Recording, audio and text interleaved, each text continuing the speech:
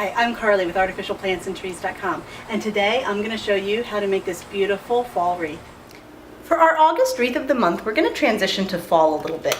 I chose a beautiful pack of natural eucalyptus and seed pods and greenery from my local garden center.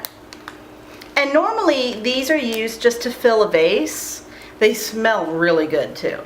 And instead of using them to fill a vase today, we're going to deconstruct this and use it to create a really lovely wreath. In addition to a pack of these florals, you're also going to need a pair of clippers, a nice twine wreath. This one was from Michael's and it was $5, so this is a really inexpensive way to create a great wreath.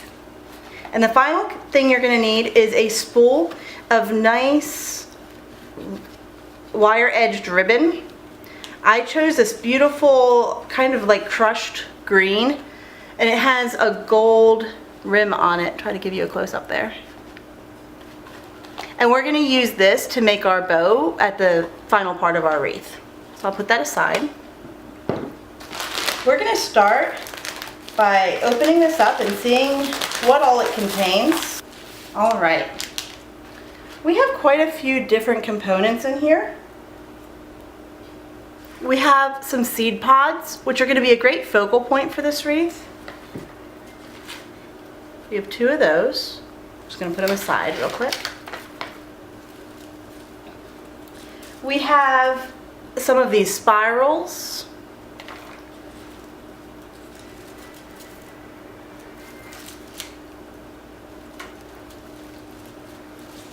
And then we have various branches of greenery.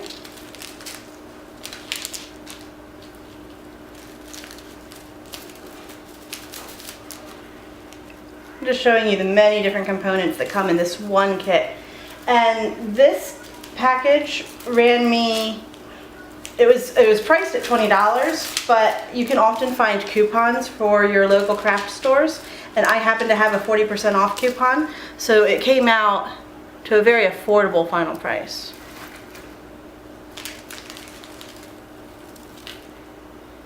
These are all the different components you just get in this one pack of supplies. There's a single feather here, add some color to our finished product, and then a bunch of eucalyptus. And I love this because it adds a great shade of purple. We have the most of the eucalyptus and this green spiral.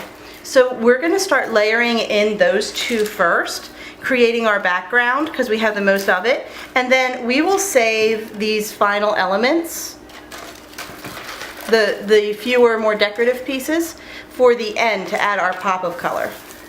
This all comes on various branches of various sizes, so just pick the ones that you think you're going to need. Hold them next to your wreath and then decide where you're going to snip so that you can go ahead and place them.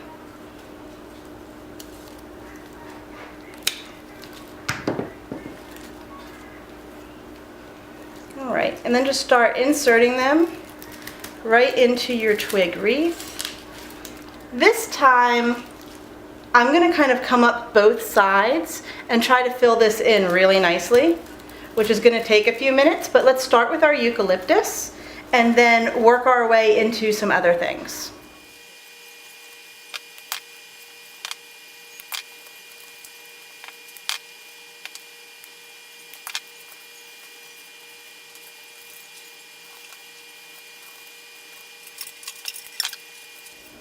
Now that most of our eucalyptus is in place, we're going to go ahead and add our next layer, which is all of this fun spiral greenery. And you're just going to add this the same way we did the last group, and just trim as you need to.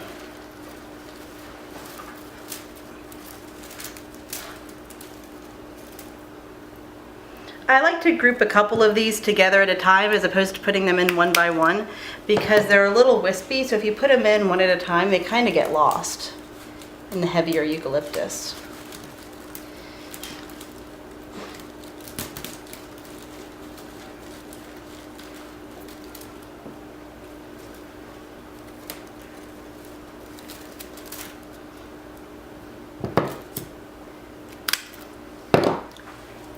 All right, we have our twisty greenery in place, and we have our eucalyptus in place, but we still need more, so we're gonna start filling in with some of those other little odds and ends that came in our kit.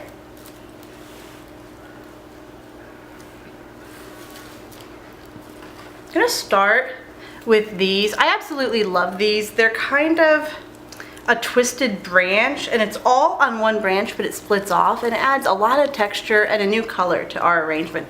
And I have 2 of these, so I'm gonna put one on each side. I'm gonna trim down the stem a little bit. I'm gonna put them right in the front where they're nice and visible.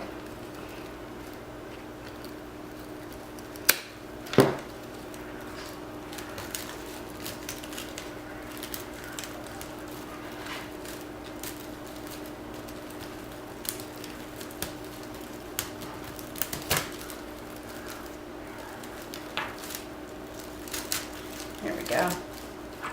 With these twig wreaths, these grapevine wreaths, you kind of have to work with where the spaces are in the vine to get things to stick into there. So we've gone ahead and we've added these nice twisty bits. Now we're going to go in with these green curly cues and do the same thing. I'm going to add them in somewhere. Do another one on the other side.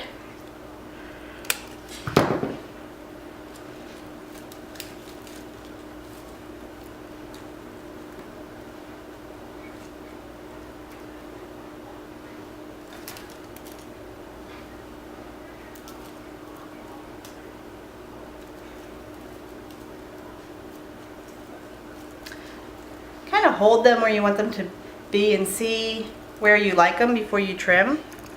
It'll help you out a little bit. I'm gonna add my feather in up here. Let that curl around to the top a little bit. All right, and now I'm down to my 2 seed pods.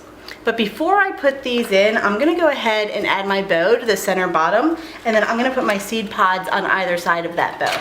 I'll show you what I mean.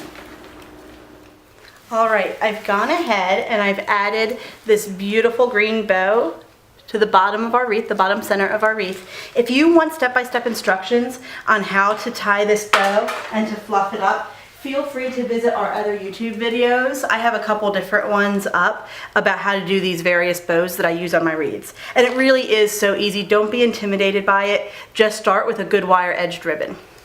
Our final step to this before we hang it up is to add our seed pods. And now that I have my bow in place, I'm gonna trim these down.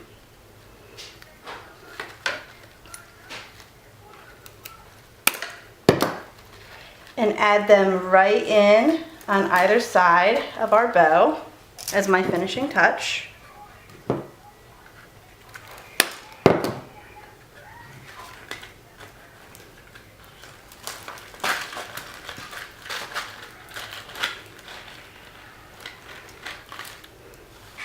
And there we have it. I'm gonna go hang this on the door and we'll look at the finished product more closely. But here you go. Well, here you have it. Our fall wreath is hung on the door from a simple metal hook, and I'm ready to greet my guests with fresh fall colors. If you've enjoyed this wreath project, feel free to follow us on YouTube, Facebook, Twitter, and Google+. We also have a lot of pins on Pinterest with even more DIY ideas for you to try out at home. I hope you guys had a great day.